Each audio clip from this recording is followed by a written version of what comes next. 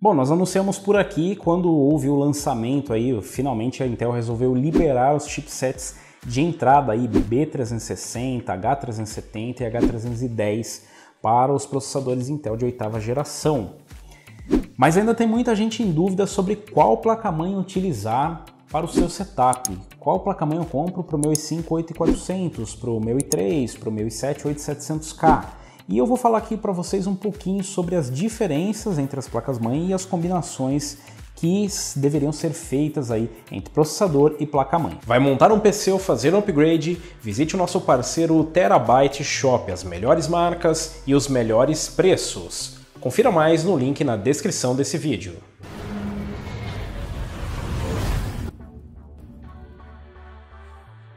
Bom, vamos começar pelo básico, né? Como eu disse aqui, a Intel começou lançando o chipset Z370, então até o início aí do ano nós só tínhamos placas-mãe Z370 para os processadores de Intel de 8ª geração.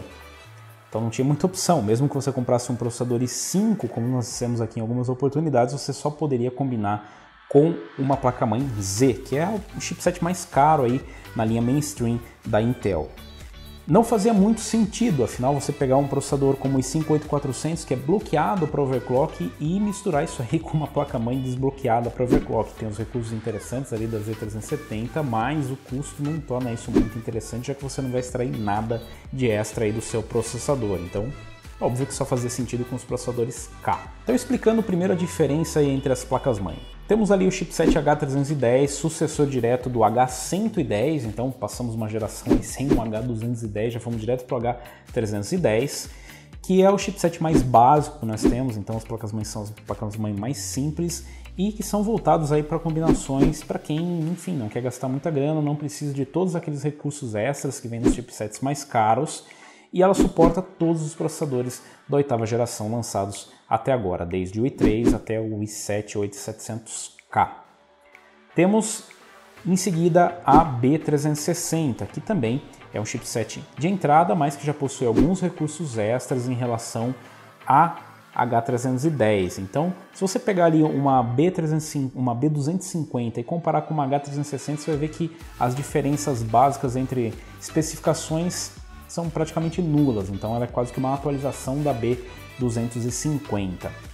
Logo em seguida nós temos o H370, que tem alguns recursos extras em relação ao H310 e B360, como linhas PCI, como portas USB e o suporte a RAID.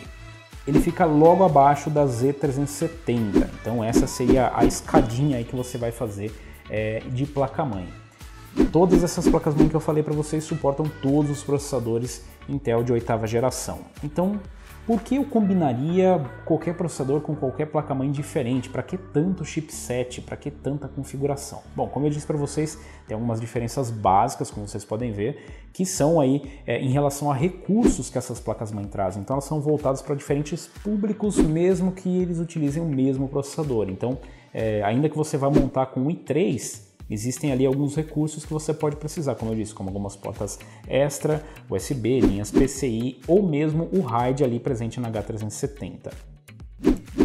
Todas essas placas-mãe são recomendáveis para configurações com processadores que não são da linha K da Intel, ou seja, que não possuem o K no fim da numeração. Então você vai combinar ali com o i3 8100, i5 8400, com i7 8700 ou qualquer modelo que não possua o K no final.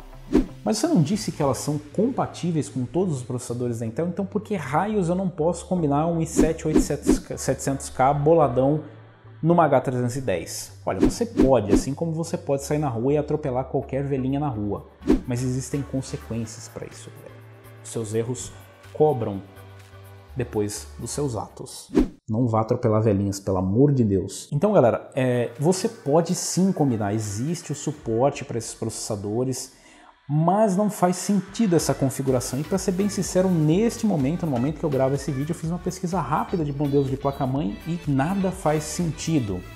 A esperança era que quando saíssem os modelos mais básicos, com chipsets mais básicos, é que isso se tornasse uma opção mais interessante para quem vai montar um processador bloqueado para overclock. Então, se você vai montar ali um i5 8400, por exemplo, uma combinação bem comum de se fazer, a ideia era que você combinasse com o H310. Se a sua intenção ali é apenas jogar mesmo, ou tarefas básicas do dia a dia, para trabalho, para qualquer finalidade que não envolva nada como overclock, ou que você não precise de várias portas USB, ou que você não precise de RAID ou várias linhas PCI, que você precisa de uma placa-mãe para rodar ele basicamente em estoque, seria uma combinação mais custo-benefício.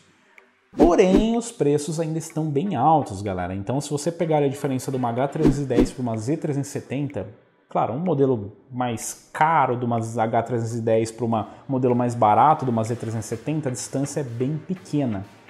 E mesmo que você não precise dos recursos, não faz muito sentido, né, você comprar, porque você vai ficar limitado sempre aos processadores bloqueados. Então, se amanhã você pensa em colocar um processador desbloqueado para overclock, não vai ser possível numa H310, numa H370 ou numa B360.